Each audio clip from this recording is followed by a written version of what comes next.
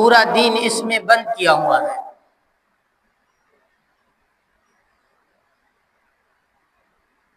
یعنی کہ پورا دین اس ایک سورت کے اندر موجود ہے، یعنی پورا قرآن شریف اسی ایک سورت کا شرح ہے۔ اس لیے تو امام شافعی رحمۃ اللہ علیہ اس نے فرمایا کہ اگر اللہ تبارک و تعالی صرف اسی صورت کو نازل فرماتے تو انسانوں کی ہدایت کے لیے یہ ایک صورت کافی تھی۔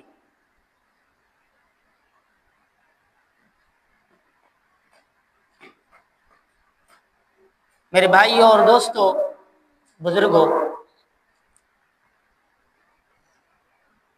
اس صورت میں اللہ تبارک و تعالی نے ہماری نجات اور کامیابی کے لیے 4 اصول ذکر فرمائے ہیں۔ نمبر 1 ایمان،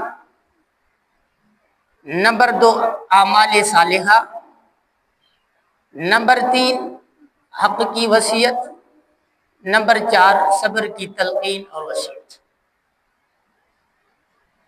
یہ 4 اصول اللہ تبارک و تعالی نے ذکر فرما کر اور فرمایا کہ جس کے اندر یہ 4 اصول ہیں وہ کامیاب اور نجات یافتہ ہے۔ اور اسی بات پر اللہ تبارک و تعالی زمانے کی تاریخ کو گواہ بناتے ہیں، شاہد بناتے ہیں۔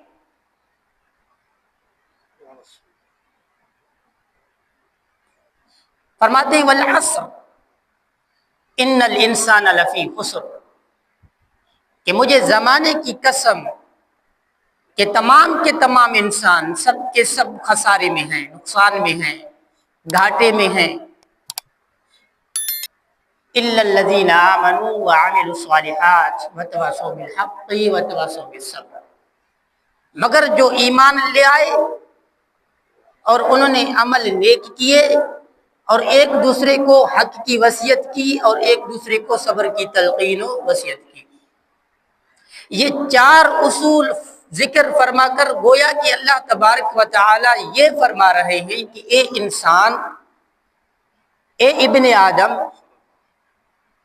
تو آدم علیہ السلام سے لے کر آج تک کی تاریخ پر غور کر، فکر کر، نظر کر، تو تجھے وہ انسان کامیاب نظر آئیں گے جن کے اندر یہ 4 اصول موجود ہیں، اور جن کے اندر یہ 4 اصول موجود نہیں وہ آپ کو ناکام نظر آئیں گے۔ تو غور کر، تو فکر کر، واقعی وہ انسان نجات یافتہ اور کامیاب نظر آئیں گے کہ جن کے اندر یہ 4 اصول ہیں، یعنی ایمان، عمل صالحہ، حق کی وصیت، صبر کی وصیت تلقین۔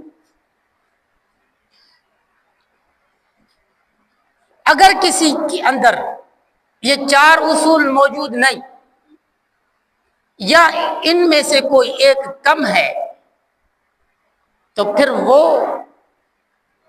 ناکام ہے اور عذاب الہی سے نہیں بچ سکتا۔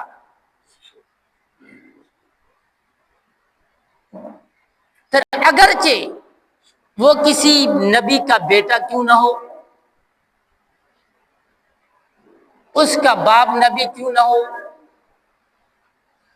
میں اس پر آگے جا کے دلال دوں گا، اس پر آگے جا کے باقاعدہ قرآن سے ثابت کروں گا کہ کس طرح